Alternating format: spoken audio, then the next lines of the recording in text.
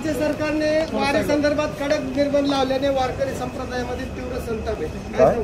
वारकरी संप्रदाय एक मिनिट, राज्य सरकारने सगळी चर्चा करून स्वतः विभागीय आयुक्तांच्या अध्यक्षतेखाली मीटिंग घेऊन तो निर्णय नाईलाजास्तव घेतला। आम्हाला पण त्याच्यात फार काही समाधान नाही मिळालेलं, कारण ही वर्षानुवर्षाची चाललेली परंपरा आहे। ही परंपरा टिकलीच पाहिजे, परंतु ज्यावेळेस आपण एखादी परंपरा टिकवण्याचा प्रयत्न करत असतो त्यावेळेस सध्या राज्यामध्ये असणारं करोनाचं सावट ह्याचाही विचार करावा लागतो।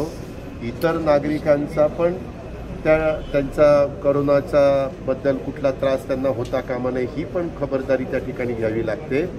आणि म्हणून सगळे पोलीसचे वरिष्ठ अधिकारी म्हणजे लोहिया आणि विभागीय आयुक्त, सगळे कलेक्टर संबंधित, असं सगळे SP, सगळे CP असे त्या भागात जिथं पालखी जाते तिथं त्यांनी सगळ्यांशी चर्चा केलेली आहे आणि मागच्यापेक्षा दुप्पट लोकांना जाण्याच्या बद्दलची परवानगी दिलेली आहे। 10 मानाच्या पालख्यांना त्या ठिकाणी परवानगी दिलेली आहे। शिवाय ज्या भागातनं ती पालखी जाते तिथल्या पण ग्रामपंचायतीच्या लोकांनी किंवा इतर लोकांनी काही निवेदनं सौरवरावकडे दिली असं सौरवरावनी काल मला सुरुवातीच्या काळामध्ये सांगितलं। अशा सगळ्या गोष्टी आहेत आणि ते चर्चा करत असताना ते म्हणाले की शेवटी सरकार जो निर्णय घेईल तो आम्ही त्या ठिकाणी मान्य करू। वाखारीला तिथं गेल्यानंतर तिथून बाकीच्या ज्या काही विधी चालतात त्याला बऱ्याच अंशी शिथिलता दिलेली आहे। त्याच्यामध्ये मागं जेवढं कडक धोरण स्वीकारलेलं होतं तेवढं कडक धोरण त्या ठिकाणी स्वीकारलेलं नाही आहे।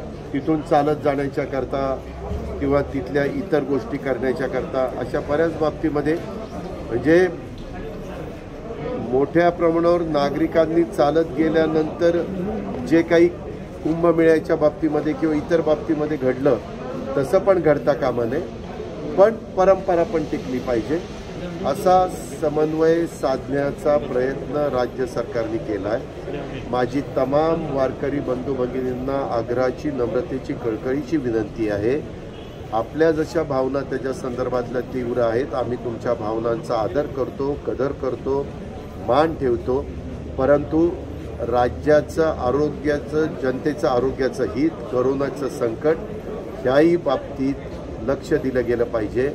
कारण बरेच तज्ज्ञ लोक सांगतात तिसरी लाट येण्याची शक्यता नाकारता येत नाही आणि तिसरी लाट आली तर ती लहान मुलांना मोठ्या प्रमाणावर बाधित करेल अशी शंका व्यक्त गेलेली आहे। टास्क फोर्सनी केली आणि इतर पण मान्यवरांनी केली।